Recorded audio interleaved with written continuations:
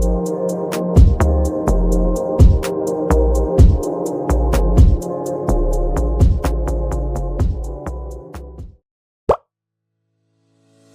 Boris Gerab, bahasa adalah alat komunikasi antara anggota masyarakat berupa simbol bunyi yang diucapkan melalui alat ucap manusia. Menurut beliau, bahasa memiliki 4 fungsi. Yang pertama, bahasa sebagai alat untuk mengekspresikan diri. Kedua, bahasa sebagai alat komunikasi. Ketiga, bahasa sebagai alat untuk melakukan integrasi dan adaptasi sosial dalam situasi atau lingkungan tertentu. Dan yang terakhir, bahasa sebagai alat kontrol sosial. Namun sebagai homo grammaticus, manusia tidak hanya bergantung pada bahasa yang diucapkan secara simbolis saja.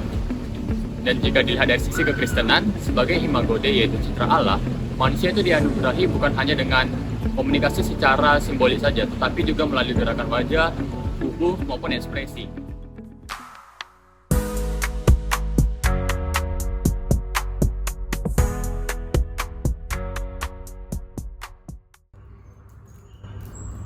Jonathan, bisa kesini sebentar? Ya, Pak.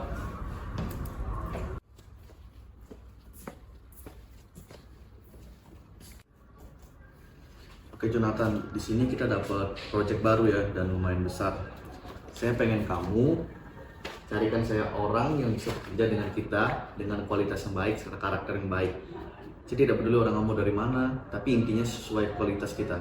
Karena projectnya lumayan besar ya. Ya, Pak. Saya usahakan sampai minggu ini, Pak. Ya, bagus.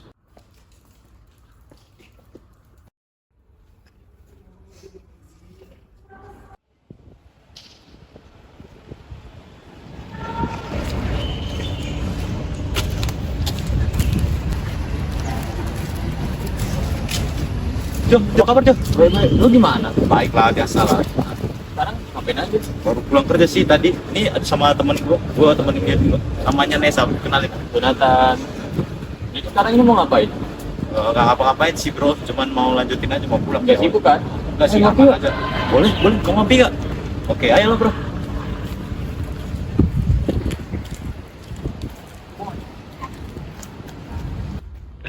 Tadi mau ngomongin apa? Sekalian nungguin kopi nih. Jadi gini nih, jadi perusahaanku ini sebenarnya lagi nyari karyawan. Tapi bosku itu maunya yang kreativitasnya tinggi. Ya kebetulan nih temenku juga, dia jago, kreativitasnya juga bagus. Boleh nih, tawarin aja coba. Oh iya, Ya coba, kalau lu mau nanya langsung, tanya aja sama dia. emang kamu kreativitasnya apa aja? Sebenarnya dia tunawicara sih, tapi walaupun gitu dia banyak ikut lomba-lomba, prestasinya juga banyak gitu. Jadi nggak perlu diremehin.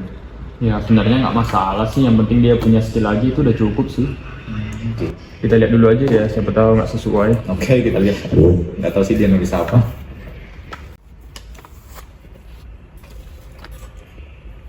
Wis, kalau kayak gini sih ini sesuai ya sama ini butuhi perusahaanku. Kalau kamu kira-kira minggu depan ada waktu nggak? Mungkin hari Senin ya jam-jam 9 gitu. Wah, kebetulan banget sih lagi nyari pekerjaan langsung ketemu nih. Thank you banget bro. Iya, aman-aman. Mantap. Ini memang dibutuhkan sih yang kayak gini. Dan nanti kalau kapan-kapan kita bisa bahas lagi gitu di lain waktu. Kita ngopi dulu sekarang yang penting. Halo Ibu, selamat siang. Ada yang perlu saya bantu?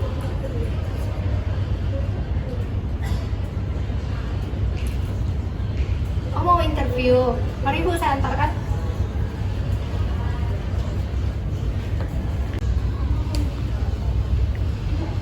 Silakan duduk dulu ya Bu, mohon ditunggu sebentar. Terima kasih.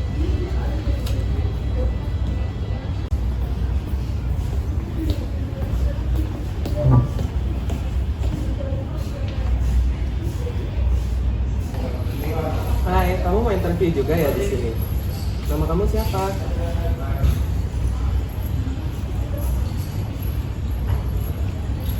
Hah? Kamu nggak bisa ngomong? Kamu kok mau sih ngelamar kerja di sini? Ups, lupa, nggak bisa ngomong.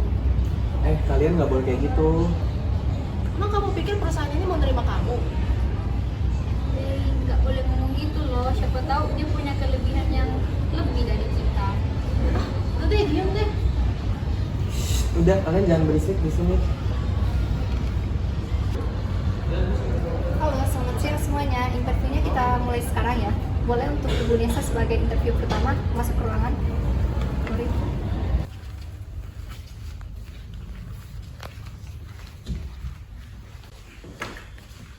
Selamat pagi ya, Nona Nesa.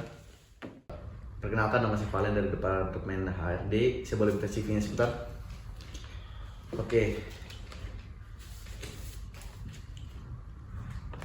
Saya udah dengar dari Jonathan, kamu katanya tunawicara ya?